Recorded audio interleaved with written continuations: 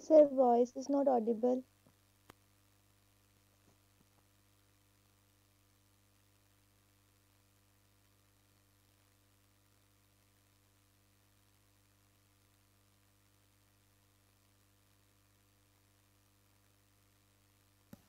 Hello, Yes, sir. Now it's clear. is it audible now? Yes, sir. Yes. Okay, okay. I'm telling we will start in 5 minutes. Few offline students are going to join. So I'll start in five Okay, minutes. sir. Meanwhile, you can open this question and read the question.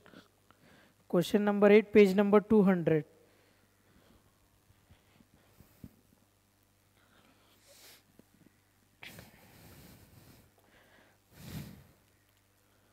In the last class, we have seen AS version, division 1 of financial statements.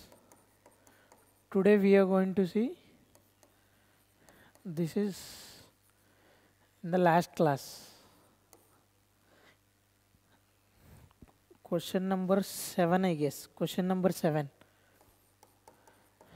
Okay. Today we are going to discuss division 2. Division 2 of schedule 3. Okay. Division 1 of schedule 3. Statement and P&L. Today we are going to see division 2.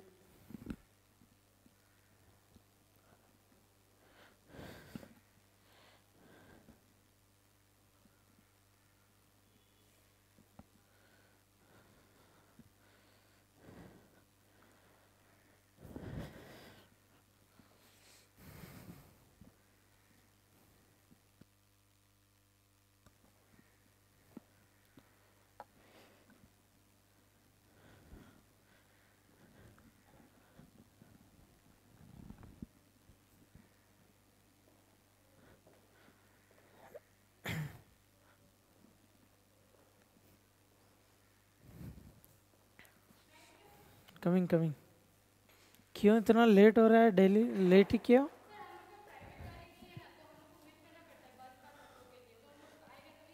अच्छा अच्छा कहाँ से आ रहा है और नाहौली से ठीक है बैठो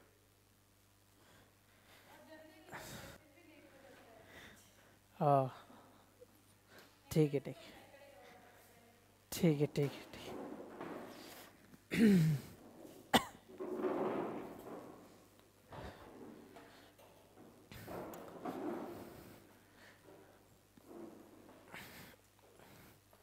लास्ट क्लास हमने डिवीजन 1 का देखा है ना शेड्यूल 3 का P&L balance sheet today division 2 का open this question number 8 page number 200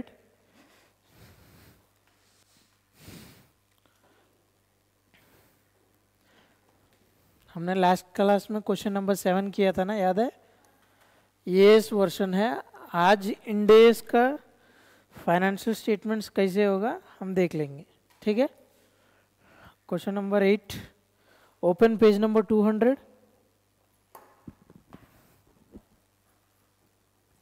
page number 200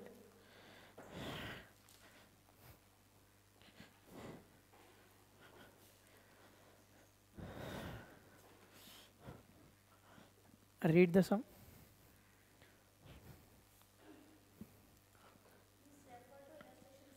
हाँ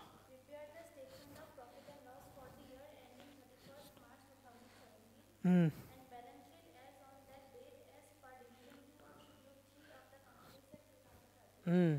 इलिस्ट्रेशन 7 हमने डिवीजन 1 के हिसाब से ड्राफ्ट कर दिया आज सेम इलिस्ट्रेशन 7 को डिवीजन 2 के हिसाब से ठीक है इलिस्ट्रेशन 7 ओपन करो क्वेश्चन एक एक क्वेश्चन मतलब एक एक एडजस्टमेंट बता दीजिए सेम ट्रीटमेंट होगा this is the format of Ind AS देख लो as per division 2 see the format carefully you have to tell me the difference where is the difference between AS and Ind AS you have to tell me the difference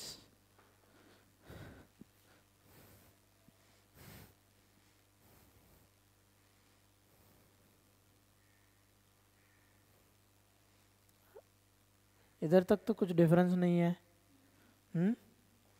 इसमें कुछ difference है क्या? देखो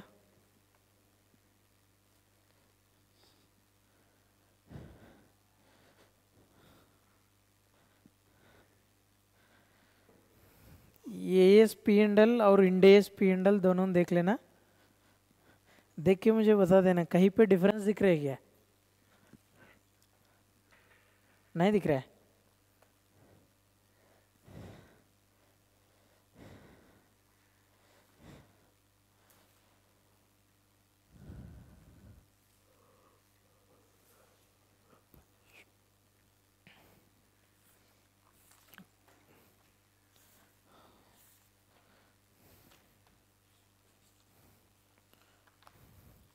format का है पहले page number 5। हाँ 5 में आ जाओ। देखो ए पॉइंट देखो, टोटल एक्सपेंसेस के बाद क्या था पॉइंट, पढ़ो एक बार।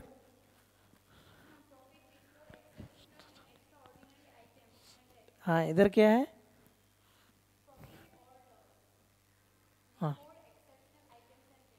हाँ प्रॉफिट और लॉस है, इधर भी प्रॉफिट और लॉस ही है वो, ठीक है। लेकिन इसमें क्या था, इसमें क्या है?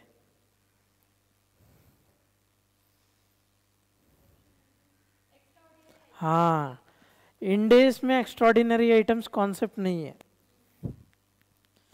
वो पहला डिफरेंस है, ठीक है। बाकी सब तो सेम ही है, देख लीजिए।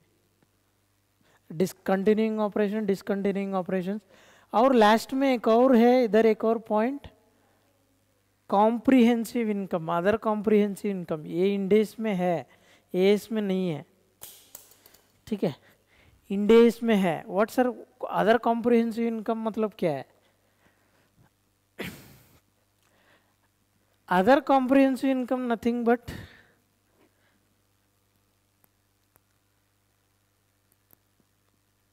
ये इंकर नहीं हुआ है, ये इनकम इंकर नहीं हुआ है, ठीक है, but you have to recognise in the financial statements. Example दे देता हूँ, फॉरेन एक्सचेंज करेंसी गेन्स और लॉस।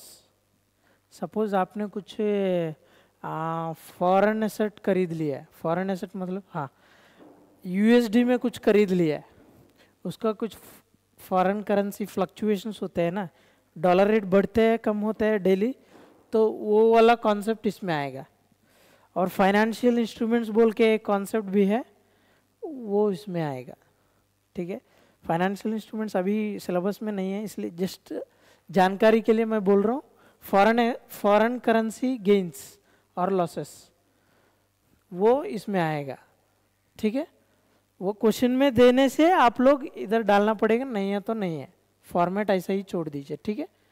कल जो लास्ट क्लास में जो डिस्कस किया सेम ऐसा ही है। कहाँ पे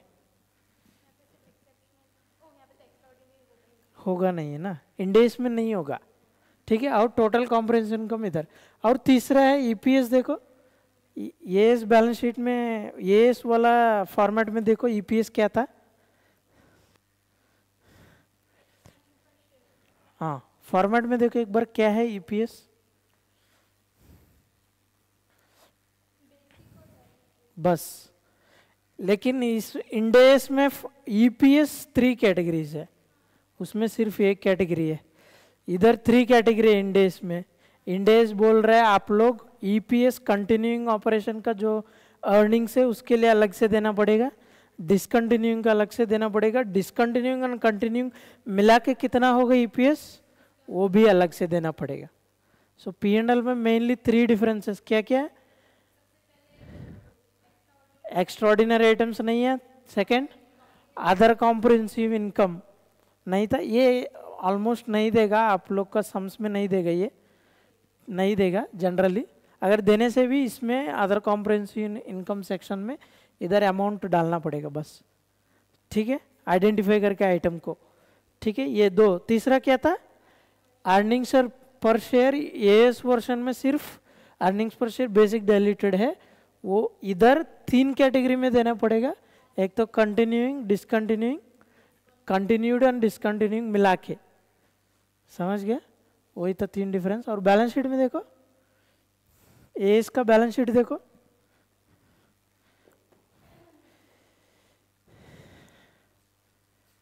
एस का बैलेंस शीट देखो जल्दी। हाँ, शेयर होल्डर्स पोर्शन इधर है। हाँ,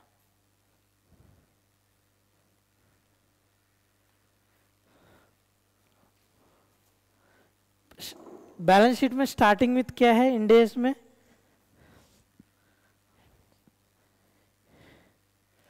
ये इसमें देख लो, पहले starting with liabilities then assets, समझ गया? लेकिन इंड एस में पहले starting with assets then in liabilities. That is the difference between AS and Ind AS, समझ गया? इंड एस में पहले एसेट्स से स्टार्ट होगा, समझ गया? इंड एस में I am repeating this point once again, you are not there ना। इधर एक्सेप्शनल आइटम्स ही है इंड एस में। पी एंड एल देखो, पीछे जाओ,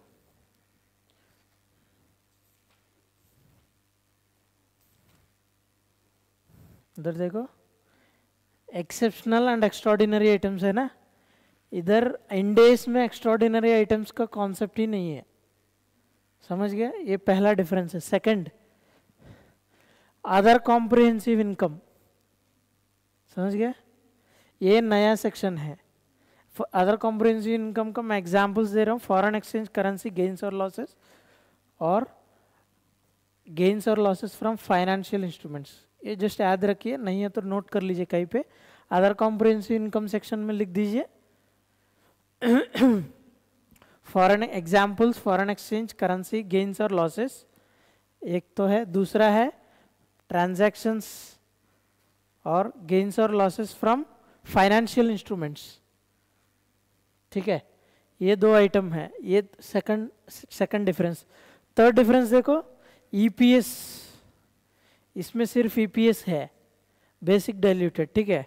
इसमें 3 कैटेगरी में देना पड़ेगा, EPS from continuing, for discontinuing, continuing, discontinuing मिला के कितना ईपीएस होगा वो 3 देना पड़ेगा।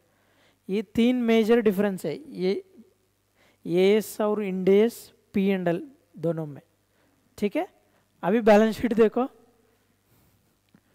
ये इस बैलेंस शीट पहले लाइबिलिटीज से स्टार्ट होते हैं, समझ गए? देख लीजिए बैलेंस शीट देख लो, पहले लाइबिलिटीज से स्टार्ट होता है। ये जो बैलेंस शीट है, नहीं उसका तुरंत उसके बाद, नहीं रुको रुको रुको, इधर ये पहले लाइबिलिटीज से स्टार्ट होता है, लेकिन इंड एस में पहले एसेट से स्टार्ट होता है, समझ गया? हाँ,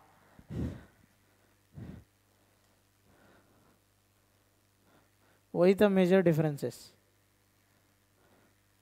समझ गया? बाकी सब सेम ही है, ठीक है? हम एक क्वेश्चन करेंगे सेम, क्वेश्चन नंबर 7 को इंड एस में फॉर्मेट कैसे होगा देख लेंगे, ठीक है?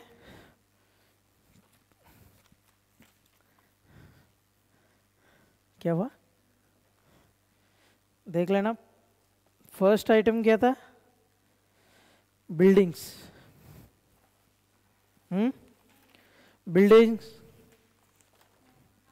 ठीक है? बिल्डिंग्स का देख लेना, नोट है कि नहीं, नोट होगा। पीपी दिया था ना, हाँ, नंबर 5 नोट दिया था ना, सेम वही था, इधर और उधर में कितना डिफरेंस नहीं होगा, तो तुरंत उसको टिक कर देना। 11,60,000 टिक करो, पीपी नोट नंबर 5, नहीं उधर नहीं, इधर होगा नोट, ये नोट नंबर 5, ठीक है? फॉर्मेट देख लीजिए, फॉर्मेट तो इधर होगा, ये है पीपी, जो फर्स्ट आइटम है वही है पीपी, ठीक है? नेक्स्ट आइटम क्या था? मशीनरी 4 लाख, सेम पीपी में डाल दो, टिक करो 4 लाख, ठीक है? क्लोजिंग स्टॉक है 3,60,000। इसके लिए क्या है? चेंजेस इन इन्वेंट्रीज पहले इधर डालना पड़ेगा, पी एंड एल में, इधर चेंजेस इन इन्वेंट्रीज देख लो। चेंजेस इन इन्वेंट्रीज मतलब क्या डालेगा? Opening stock minus closing stock. Opening stock कितना है 40,000, लास्ट क्लास में हमने देखा है, ठीक है। ओपनिंग स्टॉक 40, क्लोजिंग स्टॉक 3,60,000, 3,20,000 होगा, माइनस 3,20,000 डाल दो इधर, देख लो उसमें P&L में देख लो 3,20,000 माइनस है कि नहीं।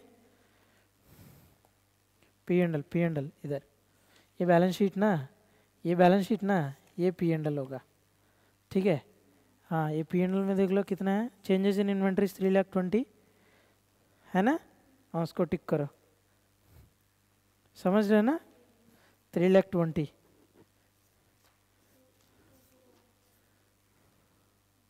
आंसर ये देख लीजिए, क्वेश्चन इधर नहीं है ना, इसलिए क्वेश्चन 7 का क्वेश्चन देखना पड़ेगा। हाँ बस, ठीक है। हाँ, 3,20,000 टिक किया था। Very good. नेक्स्ट, अभी क्लोजिंग स्टॉक का फिर कहाँ आएगा, बैलेंस शीट में आएगा। बैलेंस शीट में कहाँ आएगा, इधर। हाँ, करंट एसेट्स इन्वेंट्रीज, इन्वेंट्रीज में देख लीजिए, इन्वेंट्रीज का नोट है, नोट नंबर 6, जाओ नोट नंबर 6 में 3,60,000 तुरंत उधर डाल दो, टिक करो 3,60,000 को, ठीक है। उसमें भी टिक करो, उसमें भी इधर नहीं, इसमें टिक करना, इधर टिक नहीं किया, ये दो टिक करो पहले। हाँ, ये पहले दो आइटम ना, 4 लाख भी टिक करो। अभी इन्वेंट्रीज है ना, वो सम भूल जाओ, वो सम हो गया, अभी ये दूसरा नया फ्रेश, ठीक है। इन्वेंट्रीज का हो गया। हाँ, P&L में टिक किया कि नहीं। हाँ किया ना। हाँ, नेक्स्ट आइटम क्या था, लूज टूल्स, ये भी इन्वेंट्री है, ठीक है। उसमें इन्वेंट्री में देख लेना, इन्वेंट्री में डाल दो।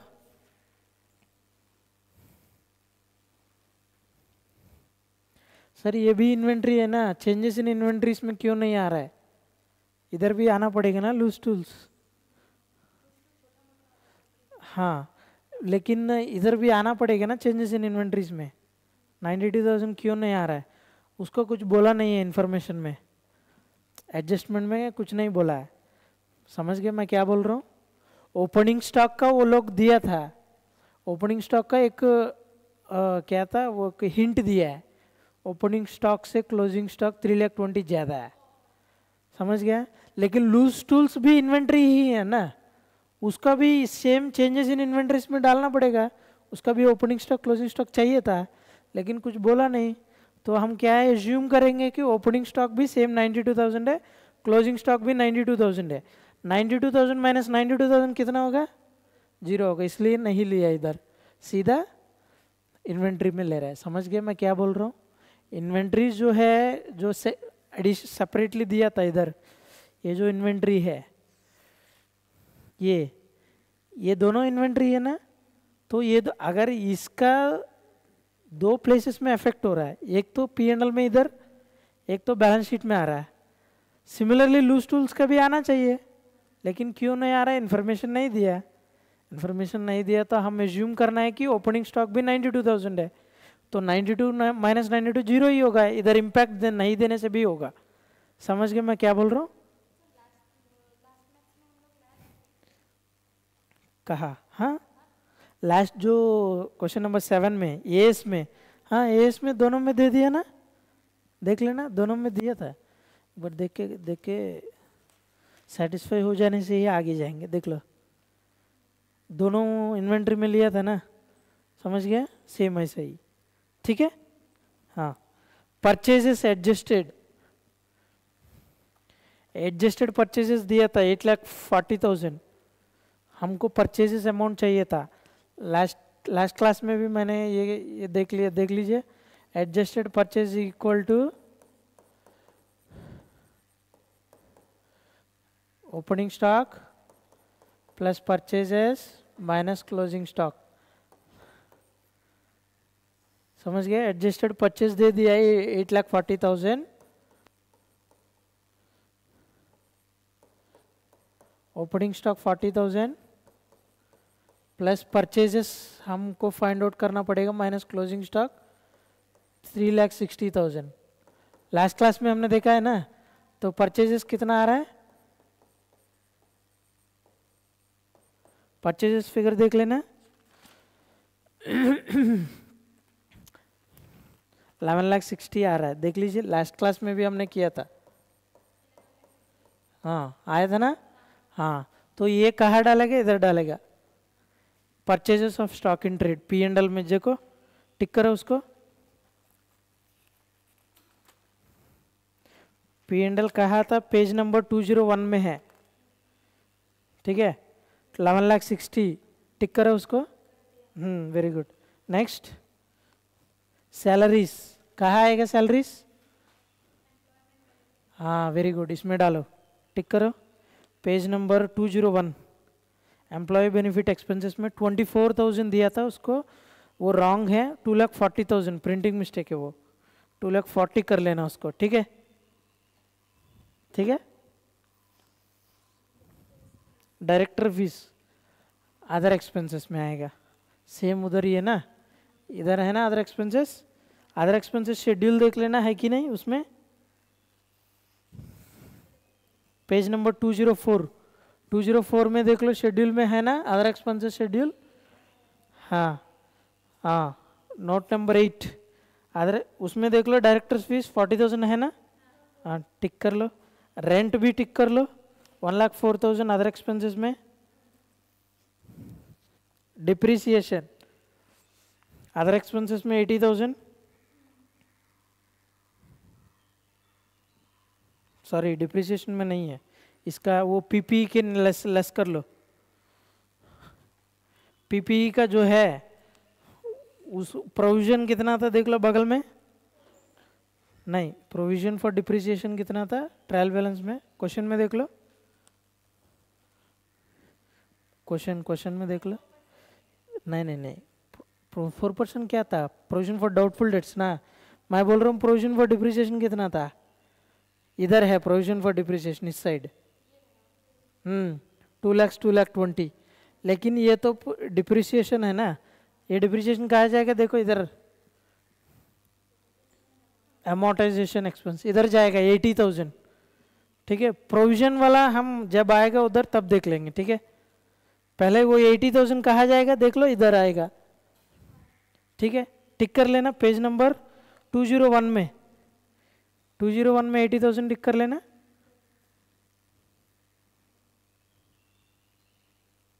समझ गया, मैं कुछ नहीं कर रहा हूँ, वो तो ट्रायल बैलेंस देख के item either P and L में आएगा या बैलेंस शीट में आएगा, मैं पोस्ट कर रहा हूँ, ठीक है। अगर मोर देन वन आइटम है इसके अंदर, उसको नोट में डाल रहा हूँ पहले, नोट से बाद में पी एंड एल को या बैलेंस शीट में लेके आऊँगा टोटल करके, समझ गया ना।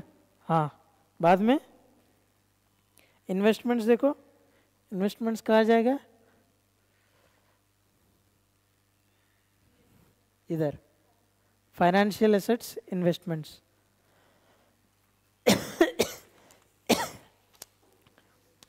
बैलेंस शीट में 202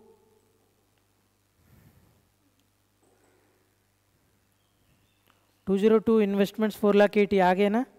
हाँ हाँ, अदर करंट एसेट्स, ये करंट एसेट्स, इसमें अदर करंट एसेट्स देख लेना, other current assets page number 202, 8,000 interest accrued इसमें है ना, ठीक है, उसको टिक करो, हो गया। डिवेंचर इंटरेस्ट कहा जाएगा पहले, debenture interest P and L में जाएगा, कहा है, हाँ इधर जाएगा, फाइनेंस कॉस्ट में टिक करो। सेम रिपीटिशन है, मैं कुछ नया नहीं कर रहा हूँ, लास्ट क्वेश्चन को ही सिर्फ रिवीजन जैसा है। नेक्स्ट एडवांस टैक्स है, short term loans and advances होगा, इधर लोन्स एंड एडवांसेस,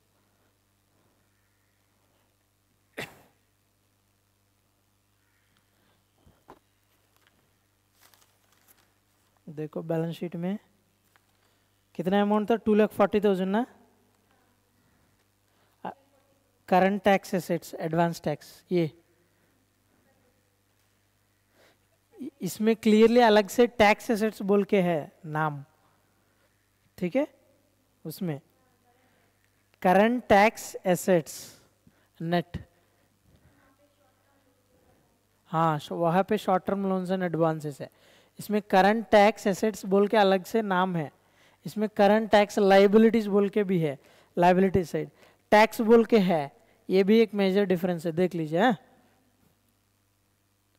समझ गया, इधर current tax assets. Next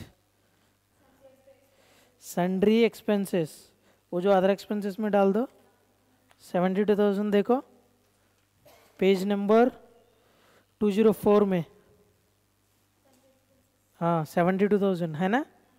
next debtors 5 lakhs है, इसका एडजस्टमेंट भी है ना 4%, हाँ 4% है डेटर्स का। 4% कितना होगा 5 lakhs पे 4% कितना होगा 20,000 होगा। हाँ 5 lakhs, नोट नंबर 7 में जाओ, page number 190, page number 204 note number 7 देखो, 5 lakhs है ना, प्रोविजन कितना है 4%, 5 lakhs में 4% कितना है 20,000, 4,80,000, 4,80,000 को लेके जाओ बैलेंस शीट में, देखो नोट नंबर 7 में, उधर डाल देना।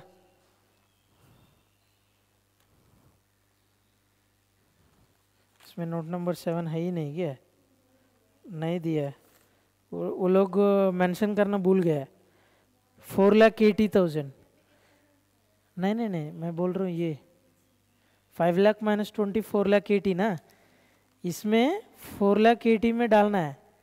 नहीं इधर नहीं, इधर देख, हाँ आगे नोट नंबर 7 लिख दो, ये प्रिंटिंग मिस्टेक है, नोट नंबर 7 लिख दो इधर, हाँ ठीक है, नोट नंबर 7 लिख देना, क्वेश्चन में लिया नहीं है, नोट नंबर 7 लिख दो। वेरी गुड, ठीक है। डेटर्स को हो गया, बैंक बैलेंस कहा जाएगा इधर कैश एंड कैश इक्विवेलेंट्स में डाल दो, उधर देख लो कैश एंड कैश इक्विवेलेंट्स एक ही है ना, सीधा बैलेंस शीट में देखो 1,20,000, ठीक है। हाँ नेक्स्ट अभी क्रेडिट आइटम सेल्स, इधर रेवेन्यू फ्रॉम ऑपरेशंस देखो, टिक करो 20,80,000, पेज नंबर 201, 20,80,000 टिक करो, पेज नंबर 201।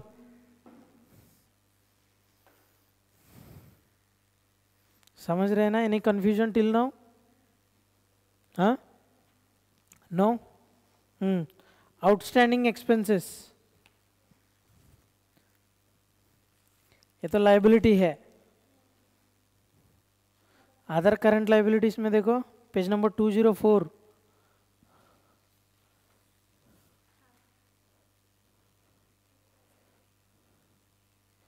इधर other current liabilities,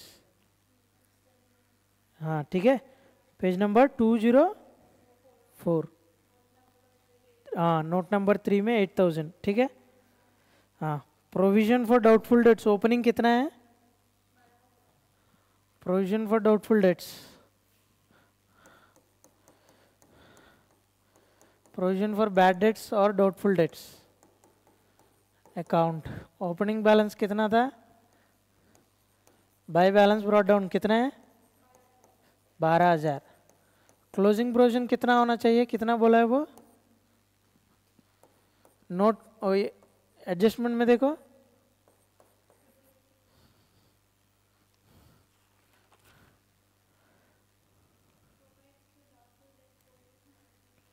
4% on debtors, 4% कितना होगा, हमने ऑलरेडी कैलकुलेट किया था 20,000 होगा, 12,000 है, बाकी 8,000 during the year created provision by P&L,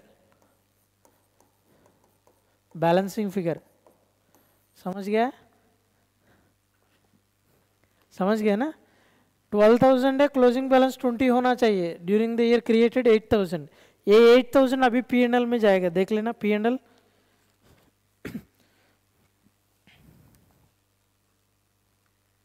other expenses में जाओ, अदर एक्सपेंसेस देखो,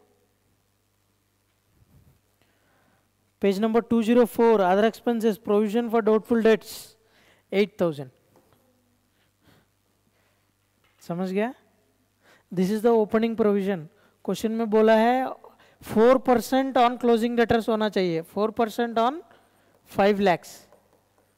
4% on 5 lakhs is how much? 20,000। तो during the year 8,000 new provision create करना पड़ेगा। तो वो कैसे क्रिएट करेगा? अदर एक्सपेंसेस में डाल दे। ठीक है, हो गया इधर तक। Next, equity share capital 8 lakhs। इसका अभी अच्छे से देख लेना इधर।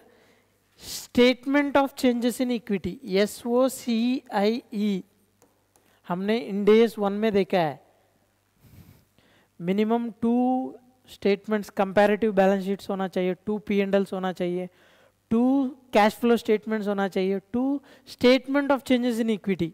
सर ये statement of changes in equity क्या है? AS में नहीं है, इंडेस में न्यू है। ये इंडेस में क्या था? न्यू है। ये देख लीजिए, ये statement of changes in equity, page number 203। Page number 203 में देख लेना। That is the format of statement of changes in equity. Sir इसमें क्या होगा? 2 कैटेगरी में डिवाइड करेगा। पहले इक्विटी शेयर कैपिटल एक है, नेक्स्ट जो भी है बाकी अदर इक्विटी बोल के डिफाइन करना है। समझ गया? Equity share capital nothing but paid up equity share capital. ठीक है, देख लेना। पहला जो स्टेटमेंट है ये इक्विटी शेयर कैपिटल, इधर जो है वो अदर इक्विटी। समझ गया? ये equity share capital, this one. बाकी जो सेकंड स्टेटमेंट है ये अदर इक्विटी। सर इसमें क्या आएगा? रिजर्व्स ऑन सरप्लस, अप्रोप्रिएशंस वगैरह जो है। रिजर्व्स ऑन सरप्लस में general reserve, yes, P&L account balance वगैरह सब आएगा। ठीक है, अभी इसमें इक्विटी शेयर कैपिटल स्टेटमेंट में देख लेना, ओपनिंग बैलेंस 8 lakhs है, यस और नो? ड्यूरिंग द ईयर कुछ नहीं था। सोच लो बाईबैक कुछ किया था, फ्रेश इश्यू कुछ होने से इसमें आ जाएगा, लेकिन फ्रेश इश्यू नहीं है, बाईबैक नहीं है ड्यूरिंग द ईयर, सो नील नील होगा।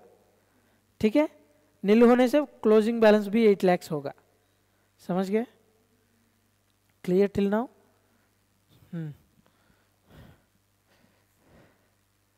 ये देख लीजिए, statement of changes in equity, equity share capital, other equity. ठीक है, अदर इक्विटी में ये सब कंपोनेंट्स है, capital reserve, securities premium, other reserve, retained earnings. ठीक है, ये फाइनेंशियल स्टेटमेंट, फाइनेंशियल इंस्ट्रूमेंट्स का पार्ट है ये। इसमें अगर आइटम्स होगा तो तब फिल करना पड़ेगा। ठीक है, नहीं होने से नहीं है। टोटल कॉम्प्रिहेंसिव इनकम इधर है, दिख रहा है ना? कॉम्प्रिहेंसिव इनकम हम जो देखा है वो सब आइटम्स अगर होने से हम फिल करना है, नहीं हो तो नहीं होगा। ठीक है, ये फाइनेंशियल इंस्ट्रूमेंट पार्ट्स है। कैश फ्लो हेजेस, ये भी फाइनेंशियल इंस्ट्रूमेंट का ही है। अब सिंपली फॉर्मेट को याद रखिए। ठीक है, ये थोड़ा कॉम्प्लेक्स पार्ट्स है, ये फाइनल में देख सकते हैं, अभी सिलेबस में नहीं है आपको, लेकिन फॉर्मेट याद रखने से बेटर है। समझ गया? एक्सचेंज डिफरेंस, मैंने जो बोला है ना, foreign exchange difference, currency gains, ये वाला है। या other items of other comprehensive income, ये टोटल है अदर इक्विटी का। समझ गया? ये statement of changes in equity, SOCIE बोलते हैं। ये इस वर्षन में नहीं है, इंडेस में नया है ये। ठीक है, जो भी लिस्टेड कंपनी है, लिस्टेड मतलब स्टॉक एक्सचेंज में जो भी कंपनी लिस्ट होगा इसी फॉर्मेट में देना पड़ेगा। समझ गया?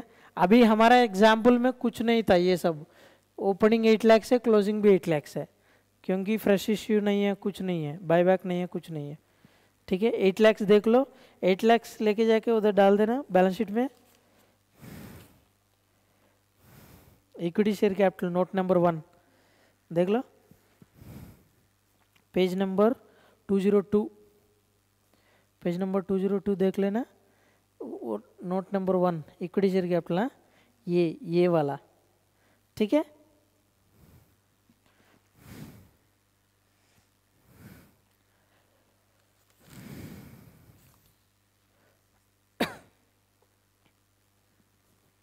202 दिख रहा है ना। 203 में इधर देखो नोट नंबर 1, इसका ही इधर बाइफर्केशन दे दिया, ठीक है, इधर बाइफर्केशन दे दिया ना 8 लाख का, ठीक है, हाँ वो 8 लाख आएगा उधर। अभी सेकंड क्या था, अदर इक्विटी। अदर इक्विटी देख लो, हमने ऑलरेडी लास्ट टाइम जो किया था ना, opening P and L balance, opening general reserve balance ले लो। Opening general reserve, opening P and general reserve कितना था, 1,60,000, समझ गया। ये है अदर इक्विटी। अदर इक्विटी में अभी क्या आएगा, P and L account balance, general reserve balance. पहले वर्किंग नोट में देख लेना। हाँ नहीं है तो मैं अलग से लिख देता हूँ, कोई प्रॉब्लम नहीं। जनरल रिजर्व बैलेंस है,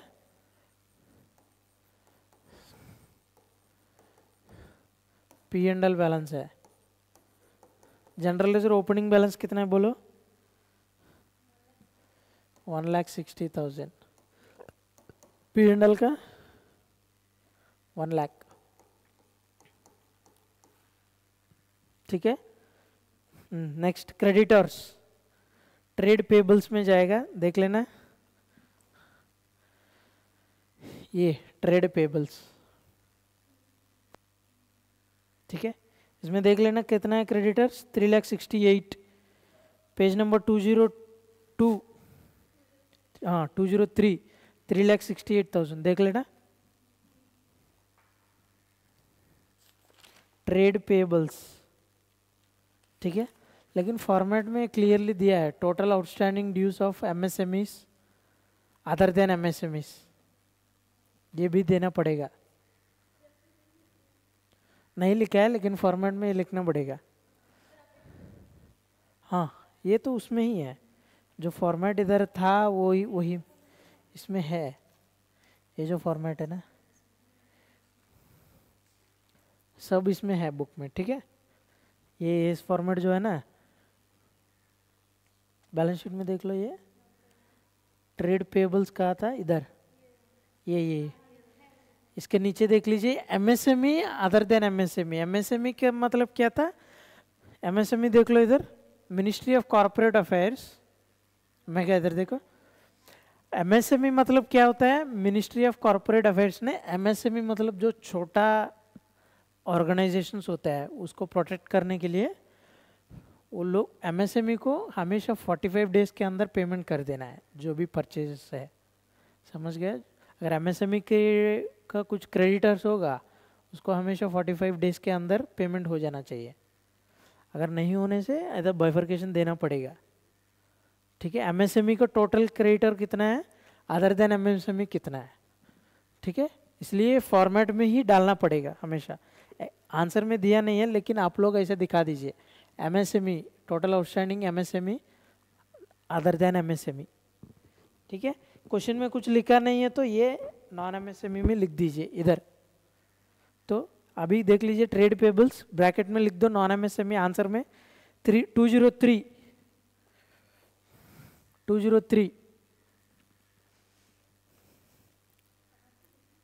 पेज नंबर 203 ट्रेड पेबल्स है ना, हाँ ब्रैकेट में लिख देना नॉन एमएसएमई,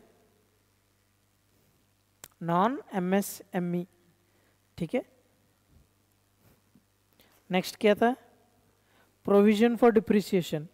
देख लो नोट कौन सा नोट है, पीपीई का 5th नोट है, note number 5 204 page number, 2 lakh rupees है, समझ गया।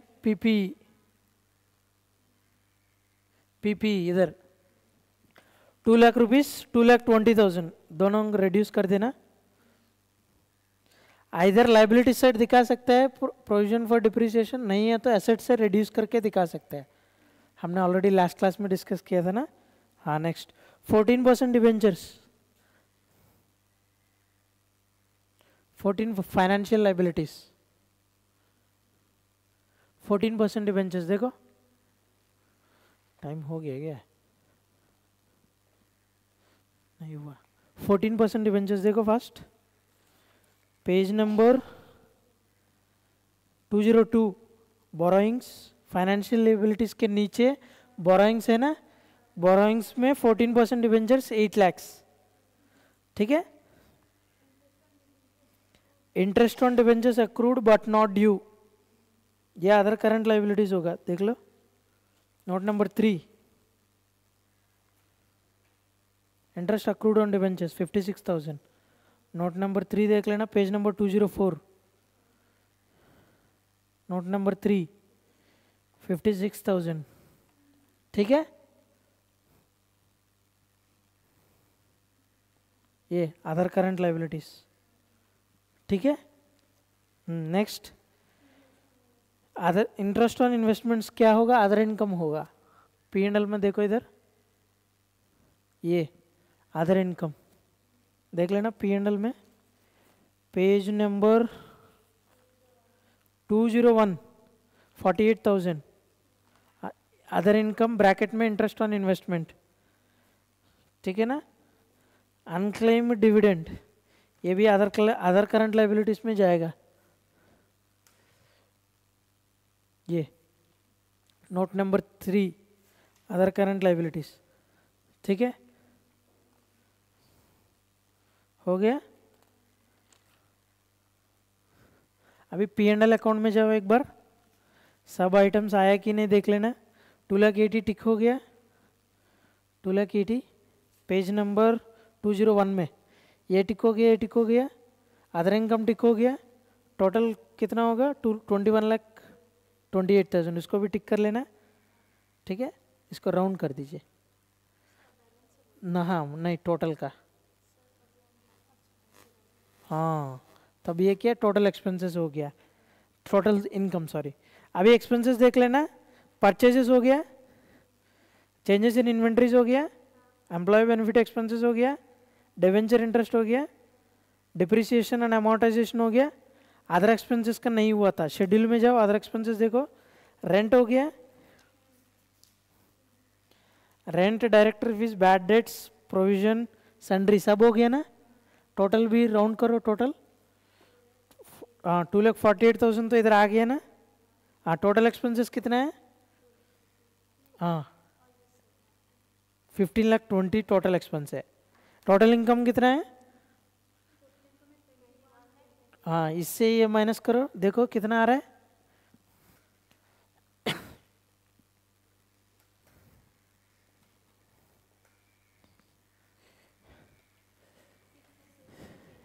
$6,08,000 आ रहा है।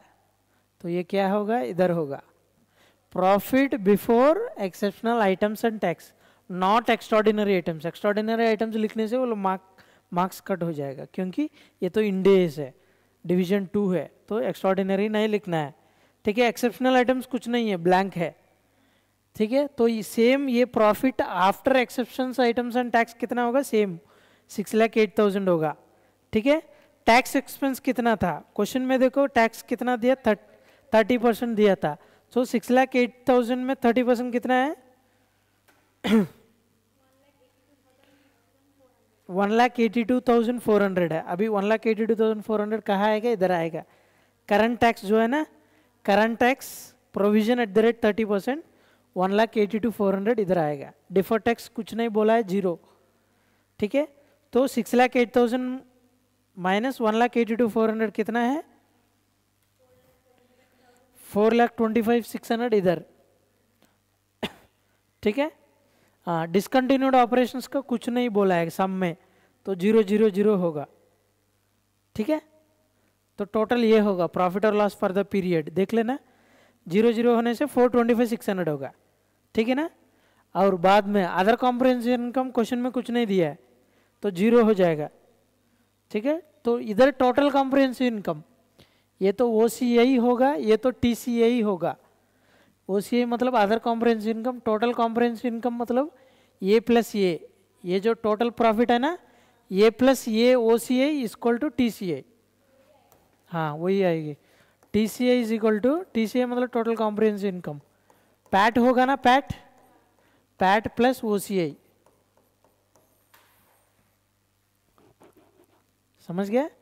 तो यही फॉर्मेट में दिया है वो, इधर देखो TCI ये 13 है ना, 13 प्लस 14, 14 ये है, 13 क्या था ये, 13 ये पैट होगा ये, समझ गया। तो इधर तक आ गया हमने 4,25,600। उसके बाद ईपीएस फाइंड आउट करना है। ईपीएस कंटिन्यूइंग का कितना था, 4,25,600 डिवाइडेड बाई शेयर्स कितना है, paid up shares, paid up shares. Note number 1 में देखो बैलेंस शीट का, पेड अप शेयर्स कितना है, 8 लाख रुपीज है, मैं बोल रहा हूँ नंबर ऑफ शेयर्स।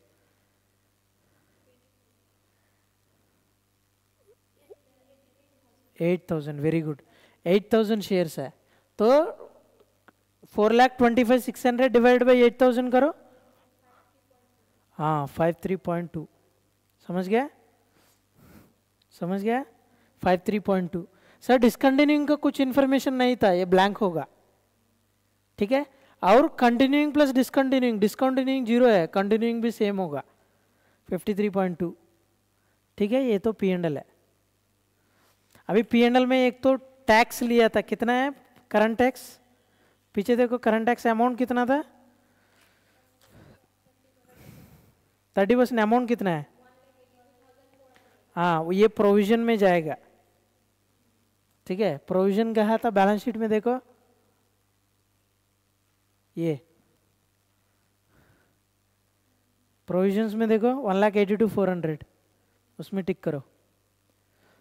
मुझे ये फिगर आने के लिए 1,82,400 पहले पी एंड एल को बैलेंस करना पड़ेगा ना, पहले प्रॉफिट फाइंड आउट करना पड़ेगा ना, तभी तो 30% मैं ले लूंगा। तो इसलिए अभी ये आइटम फिल होगा, ठीक है। ये भी टिक हो गया। अभी बैलेंस शीट में आ जाओ। पीपी फर्स्ट है क्योंकि एसेट्स है ना फर्स्ट, तो बैलेंस शीट में फर्स्ट क्या एसेट्स है, एसेट्स का नोट 5 में जाओ, नोट 5 में जाओ, ये 2 टिक हो गया ना, 2,20,000 भी हो गया है कि नहीं, 2,20,000 भी टिक करो। तो ये माइनस ये होगा, ये माइनस ये होगा, ठीक है। टोटल करो दोनों का,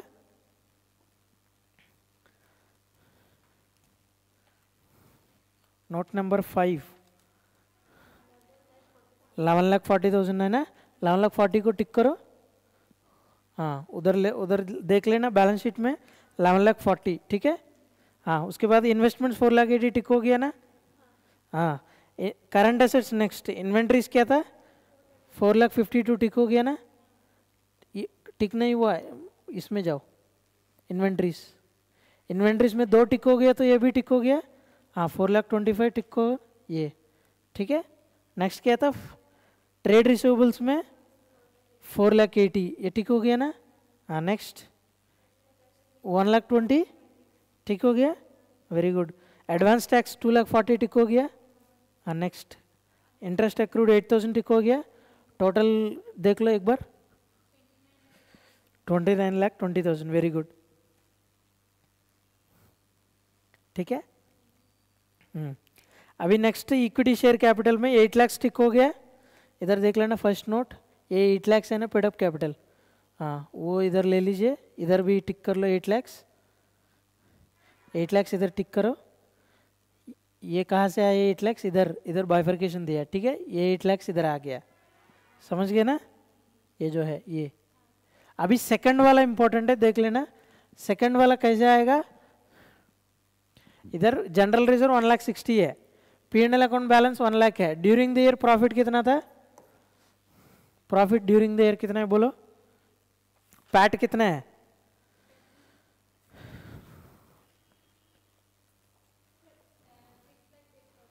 हाँ पैट बोल रहा हूँ, पीबीटी नहीं। टैक्स के बाद प्रॉफिट कितना है, 425,600। प्रॉफिट बिल, ये टैक्स बिल लेस करना पड़ेगा ना, हाँ। ये टोटल कितना होगा 525,600, इधर देखो समझ रहे,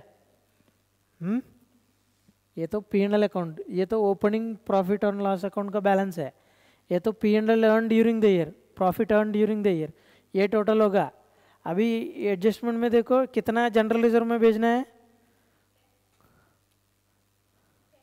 10%। प्रॉफिट कितना था ड्यूरिंग द ईयर 600, ये पैट है ना, इससे 10% कितना, इसमें 10%, 42,560 लेस करो कितना होगा,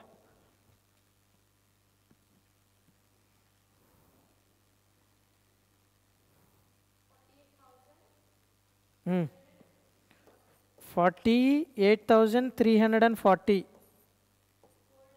सॉरी 4,83,040, ठीक है।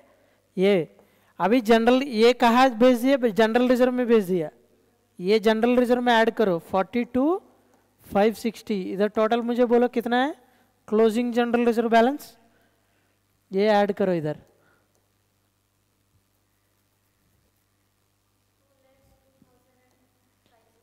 $2,02,560, very good. Closing P&L balance is 4,83,040, दोनों को टोटल करो अभी, मुझे दोनों का टोटल करके बताओ।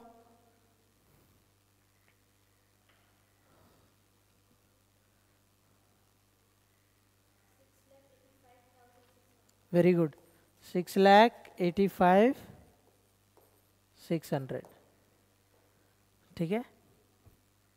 ये अभी नोट 2 है, अदर इक्विटी, उसमें जाओ, बैलेंस शीट पेज नंबर 202 में जाओ, ठीक है। 6,85,600 समझ गया। अभी पेज नंबर 203 में आओ, statement of changes in equity, इसमें देखो वो लोग जो मायने दिया था वही दिया, देख लेना। 1 लाख स्टार्टिंग में है, ठीक है, 1 लाख जो स्टार्टिंग में है, उसके बाद TCI ड्यूरिंग द ईयर, ये समझ गया। Changes in accounting policy, prior period items कुछ नहीं था, इसलिए वो उधर जीरो है। फॉर्मेट में देखो चेंजेस इन, इधर जीरो है, चेंजेस इन अकाउंटिंग पॉलिसी कुछ नहीं है। तो उसके बाद ये 1 लाख होगा। TCI जो है ये TCI है, टोटल कॉम्प्रिहेंसिव इनकम, समझ गया ना। तो उसके बाद ट्रांसफर टू रिटेन्ड अर्निंग्स कितना है, ये जो अमाउंट है, तो ये क्लोजिंग बैलेंस होगा, समझ गया। सिमिलरली जनरल रिजर्व में देखो 1,60,000 ओपनिंग है, उसके बाद 42,560 ट्रांसफर कर दिया ड्यूरिंग द ईयर, समझ गया। और जो टोटल है यही होगा, कितना है 6,85,600, समझ गया। नेक्स्ट आइटम क्या था, 8 लाख जो डिवेंचर्स है ना, हाँ वो टिक हो गया ना। ट्रेड पेबल्स टिक हो गया कि नहीं, very good. Other current liabilities देख लेना, नोट नंबर 3 में जाओ, हो गया। अनक्लेम्ड डिविडेंड हो गया कि नहीं, हो गया ना। Unclaimed dividend 8,000, interest on debentures हो गया, टोटल 84 हो गया, इसमें आ गया, देख लेना। प्रोविजंस 1,82,400 जो प्रोविजन फॉर टैक्स वो हो गया। अभी टोटल करो liabilities side,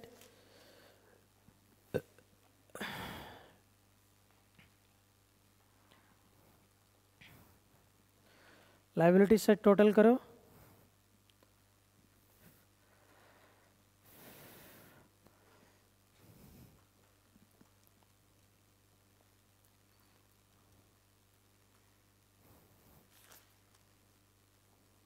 $8 lakh, 6,85,600 plus 8 lakh plus 3,68,000 plus 84 plus 1,82,400 आ गया ना, 29,20,000। यही है डिफरेंस है मेजरली EAS और इंडेस का डिफरेंसेस। पेज नंबर 200 में आ जाना, ऊपर हेडिंग देख लो, division 2 versus division 1 major differences in format, दिख रहे हैं ना। फर्स्ट पॉइंट जो दिखेगा वो क्या लिखेगा उधर, वो क्या लिखा है देख लीजिए। डिवीजन 1 है अकाउंटिंग स्टैंडर्ड्स का, डिवीजन 2 है इंडेस का, फर्स्ट पॉइंट जो है, ठीक है।